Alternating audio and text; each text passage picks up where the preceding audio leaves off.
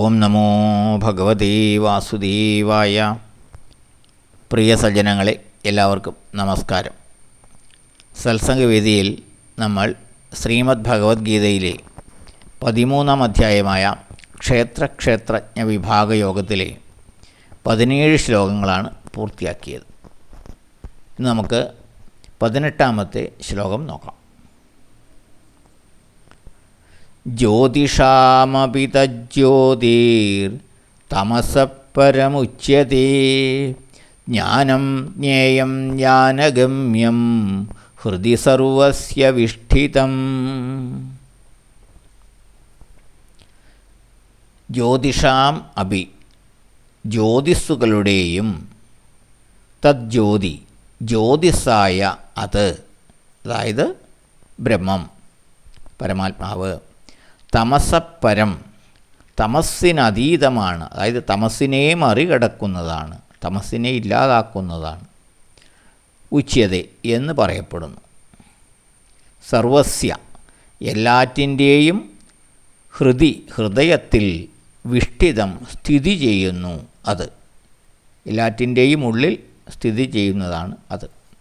ജ്ഞാനം ജ്ഞേയം ജ്ഞാനഗമ്യം, അറിവ്, അറിയപ്പെടേണ്ടത്, അറിവിലൂടെ പ്രാപിക്കേണ്ടത്, ഇതെല്ലാമാണ് ബ്രഹ്മം.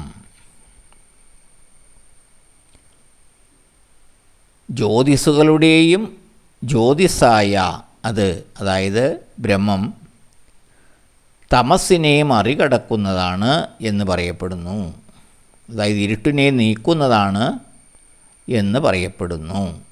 എല്ലാറ്റിൻ്റെയും ഹൃദയത്തിൽ അഥവാ ഉള്ളിൽ സ്ഥിതി ചെയ്യുന്ന അത് അറിവും, അറിയപ്പെടേണ്ടതും, അറിവിലൂടെ പ്രാപിക്കേണ്ടതുമായ വസ്തുവാകുന്നു. പരമാത്മാവ് സർവ്വജ്യോതിസുകളുടെയും ഉറവിടമാണ്. അതിൻ്റെ സാന്നിധ്യത്തിൽ അജ്ഞാനമാകുന്ന തമസ് ഇല്ലാതെയാകുന്നു. സകല ജീവജാലങ്ങളുടെയും ജീവചൈതന്യമായി അവയിൽ കുടികൊള്ളുന്നത് ഈ പരമാത്മാവ് തന്നെയാണ്. എല്ലാ അറിവിൻ്റെയും മൂർത്തിമദ്ഭാവമാണ് ഈ ബ്രഹ്മം. ഈ പ്രപഞ്ചത്തിൽ അറിയപ്പെടേണ്ടതായി ഉള്ളത് പരമാത്മതത്വമാണ്. തത്വജ്ഞാനത്തിലൂടെ പ്രാപിക്കേണ്ടതും ഈ ബ്രഹ്മത്തെ തന്നെയാകുന്നു. സൂര്യ, ചന്ദ്ര, നക്ഷത്രാദി സകല ജ്യോതിസുകളുടെയും ജ്യോതിയുടെ ഉറവിടം പരമാത്മാവായ ഭഗവാനാണ്. ആ ജ്യോതി ഇല്ലെങ്കിൽ പ്രപഞ്ചം അന്ധകാരമയമാണ്, ശൂന്യമാണ്.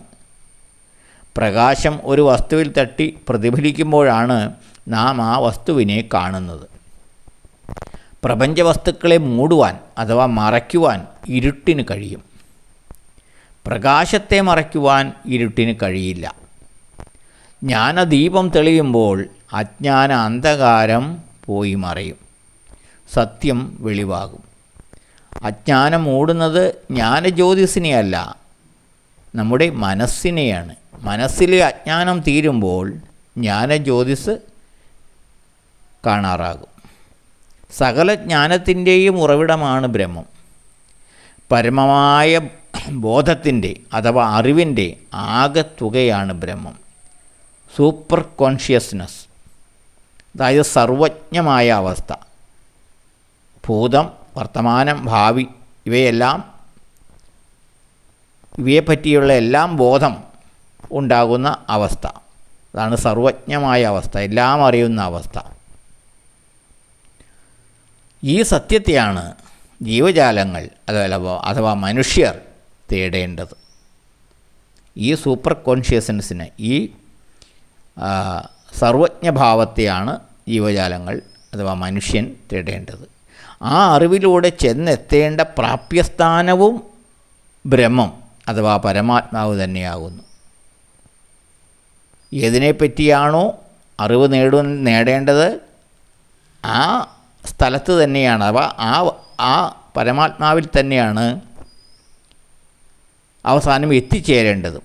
ആ അറിവിലൂടെ ചെന്ന് എത്തേണ്ട പ്രാപ്യസ്ഥാനവും ബ്രഹ്മം തന്നെയാകുന്നു. ഓരോ ജീവിയുടെ ഉള്ളിലും ഈ ആത്മചൈതന്യമുണ്ട്. ഈ പരമാത്മചൈതന്യം, ബ്രഹ്മം ഉണ്ട്.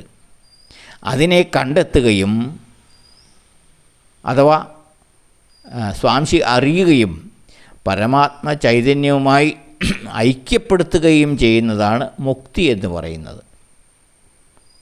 ഈ പരമാത്മതത്വത്തെ അറിയലാണ് ഏറ്റവും വലിയ അറിവ്. അതിനെക്കുറിച്ച് അറിഞ്ഞാൽ എല്ലാ അറിവും കരഗതമാകും. അതിനെക്കുറിച്ച് അറിഞ്ഞില്ലെങ്കിൽ മറ്ററിവുകളെല്ലാം അപൂർണമാണ് താനും. ബാഹ്യപ്രപഞ്ചത്തെ പഠിക്കാൻ ശ്രമിച്ചാൽ അതിന് അന്തമില്ല. അത് അനന്തമാണ്. ഒന്ന് പഠിച്ചതിന് അടുത്തത് അതിങ്ങനെ തുടർന്ന് പോകും. അന്തർമുഖരായ ഋഷിവര്യന്മാരാകട്ടെ സ്വന്തം ഉള്ളിൽ സ്ഥിതി ചെയ്യുന്ന ആത്മാവിനെ സാക്ഷാത്കരിക്കാനാണ് നമ്മെ പഠിപ്പിച്ചത്. ഈ ബാഹ്യപ്രപഞ്ചം മുഴുവനും നമ്മുടെ ഉള്ളിലുമുണ്ട്.